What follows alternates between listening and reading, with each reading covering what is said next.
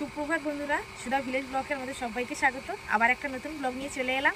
আপনারা আমার সঙ্গে থাকুন আর শুরু থেকে শেষ পর্যন্ত ব্লগটা দেখতে থাকুন। আশা করি আজকের ব্লগটা ভালো লাগবে। আমি প্রত্যেক দিনের মতো সকাল সকাল উঠে পড়েছি, আর উঠেই আমার সকালে কিন্তু বাসি কাজগুলোও করে নিয়েছি। এখন আমি আমাদের বাগানের দিকে যাব, দেখি কটা কুমড়ো আছে, সেই কুমড়োগুলো আপনাদের দেখাবো, আর মামা কি জিনিস দিয়েছে সেটাও আপনাদের দেখাবো। আর মামা বাড়ি থেকে এই যে মামা সজনে ডাঁটা পাঠিয়েছে, অনেকটাই পাঠিয়েছিল, তো আমরা কিছুটা খেয়ে নিয়েছি। আর এগুলো আছে, আজকে রান্না করে খাবো। আর আমাদের গাছে একটা কাঁচকলার কাঁদি পেকে গিয়েছিল, মানে 2 ছড়ার মতো পাখি খেয়ে নিয়েছে। আর এগুলো এই যে কেটে নিয়ে চলে এসেছি, আর কিছুটা কলা বিক্রি করে দেবো, আর ঘরে খাওয়া হবে। এতটা তো খেতে পারবো না। এখন আমি কুমড়ো ভাঙতে যাব।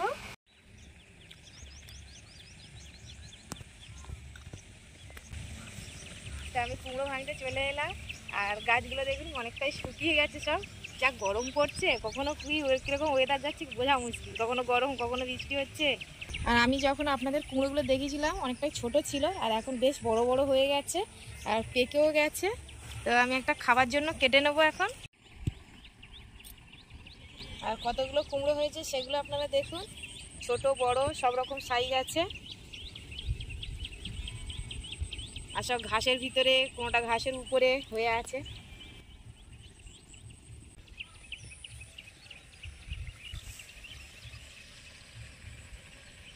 আর গাছে কটা দিন থাক, ভালো করে আরও পেকে যাক। আর এখন একটা আমি ভেঙে নিয়ে যাব। আর কুমড়োগুলো বেশি বড় বড় হয়নি, মাঝারি সাইজেরই হয়েছে বেশিরভাগ। তাই এই কুমড়োটাই আমি ভেঙে নেবো এখন। এই দেখুন।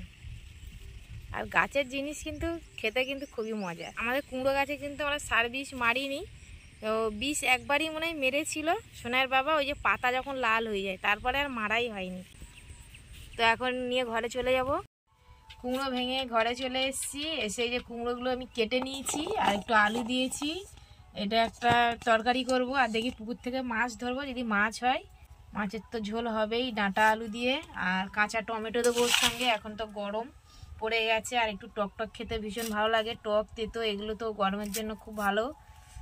আর কুমড়ো ভেঙে যখন আমি ঘরে এলাম তখন আমার দাদা এসেছিল। দাদা এসে ওই 1 ব্যাগ সবজি দিয়ে গেছে, 1 ব্যাগ আলু দিয়ে গেছে, সজনে ডাঁটা দিয়ে গেছে, আর বড় একটা কুমড়ো, আবার বিট দিয়ে গেছে। দাদাদের অনেক বড় একটা বাগান আছে, আর দাদারা কিন্তু সব রকমই সবজি চাষ করে। গরমের সময় গরমের সবজি, আর শীতের সময় শীতের সবজি চাষ করে। আর আমার কোনোদিন যদি সময় হয় আপনাদের নিশ্চয়ই দাদাদের বাগানটা ঘুরিয়ে দেখাবো। আর সোনাইয়ের কদিন ধরে খুবই শরীর খারাপ, জ্বর সর্দি কাশি। তো সোনাই একটু ভালো আছে, জ্বর যাচ্ছে আর আসছে, দেখেছেন তো। পুরো স্কুল টিস্কুল সব বন্ধ হয়ে গেছে, তারপরে খাচ্ছে না একদম। আর সোনাই দেখেন কীরকম হয়ে গেছে। তো আমার সবজিগুলো কাটা হয়ে গেছে। আর এই যে দাদা যে আলুগুলো দিয়ে গেছে, এই নিয়ে এসছি আমি কাটার জন্য এখন। তো এরকম মাঝারি সাইজের আলু। আর এই যে এই বিটটাও দিয়ে গেছে, বিটটা একটাই দিয়েছে, আর ডাঁটাও অনেকটা দিয়েছে। সব আমি ঘরে গুছিয়ে রেখেছি। তো এখন আলুগুলো কেটে নেব। আর এই টমেটোগুলো আমাদের গাছে সোনার বাবা গরমের সবজি লাগাবে বলে তুলে দিয়েছে। সব টমেটো গাছ, বেগুন গাছ যা ছিল তুলে দিয়েছে। আবার গরমের সময় এবার সবজিগুলো লাগাবো।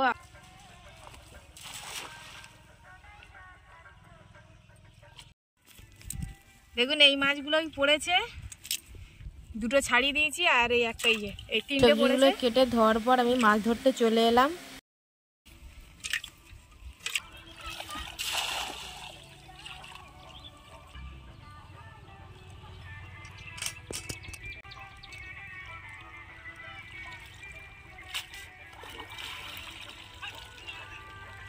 দেখুন এটা রুই মাছ পড়েছে, দেখুন একটা কাঁকড়াও পড়েছে। আর দেখি এখন চিংড়ি মাছ পড়েনি, চিংড়ি মাছ ধরবো। চিংড়ি মাছ দিয়ে কুমড়ো রান্না করব। মাছটা তো ডাঁটা দিয়ে করব। দেখুন আমার ঝোলের মাছটা হয়ে গেছে, আর এগুলোই হয়ে যাবে। আর দেখি চিংড়ি মাছ হয় কি, চিংড়ি মাছ দিয়ে কুমড়ো করব।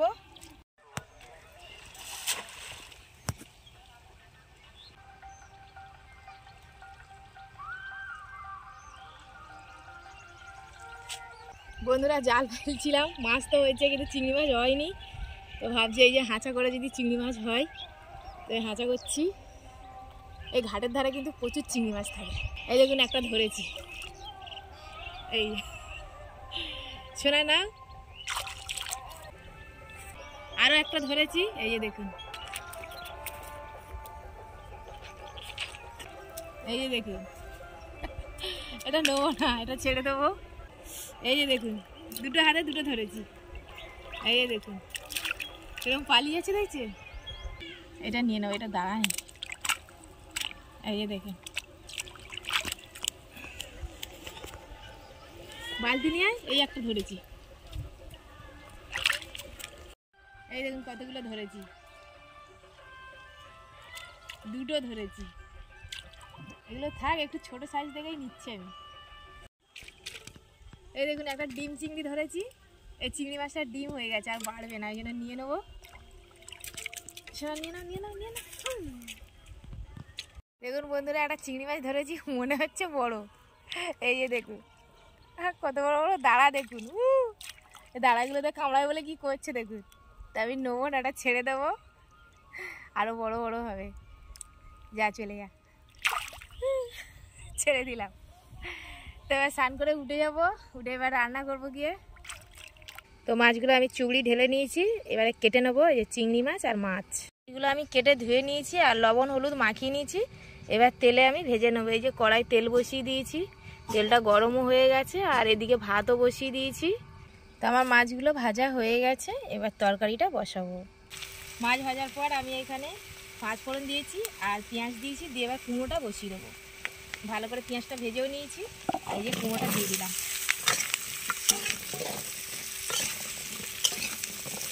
আমি লবণ দিয়ে ভালো করে নাড়ি চাড়িয়ে নিয়েছি, এবার একটু ঢাকা দিয়ে দেবো। বন্ধুরা, আমার তরকারিটা হয়ে গেছে, আর এই যে চিংড়ি মাছটা আমি দিয়ে দিয়েছি, আর কিছুক্ষণ একটু ফুটিয়ে নেবো, নিয়ে নামিয়ে নেবো। আমার কুমড়োর তরকারিটা হয়ে গেছে, এবার মাছের ঝোলটা বসাবো। তার জন্য আমি আলুটা ভেজে নিয়েছি আগে, আর এখন টমেটো আর ডাঁটাটা দিয়ে দেবো। কালো জিরে দিয়ে দিচ্ছি আর পেঁয়াজ দেবো। একটু পেঁয়াজটা হালকা করে আমি নাড়িয়ে দিচ্ছি, আর এই যে ডাঁটাটা দিয়ে দিচ্ছি, টমেটোটাও দিয়ে দিলাম, দিয়ে ভালো করে নাড়িয়ে নেবো। ভালো করে ভেজে নিয়েছি, এবার আলুটা দিয়ে দেবো, ভাজা আলুটা দিয়ে সব একসঙ্গে ভালো করে আমি নাড়িয়ে নেবো। তরকারিটা আমি কষিয়ে নিয়ে জল দিয়ে দিয়েছি, আর এই যে দেখুন তরকারিটা ফুটেও গেছে, মাছটাও দিয়ে দিয়েছি, আর তরকারিটা হয়ে গেছে। এবার আমি ধনে আর জিরে বাটাটা দিয়ে দেবো, দিয়ে এবার নামিয়ে নেবো। আমার তরকারিগুলো রান্না হয়ে গেছে। এখানে কুমড়ো আলু আর চিংড়ি মাছ দিয়ে করেছি, আর এদিকে ডাঁটা কাঁচা টমেটো আলু আর জ্যান্ত মাছ দিয়ে ঝোল করেছি। আর ব্লগটা বেশি বড় করবো না, আজকের ব্লগটা এখানেই শেষ করছি। যদি ব্লগটি ভালো লাগে সাবস্ক্রাইব, লাইক, কমেন্ট, শেয়ার করবেন, আর আমার পাশে থেকে আমাকে সাপোর্ট করবেন। যারা আমার ফেসবুক পেজে ভিডিওটা দেখছেন পেজটিকে ফলো করবেন। সবাই ভালো থাকবেন।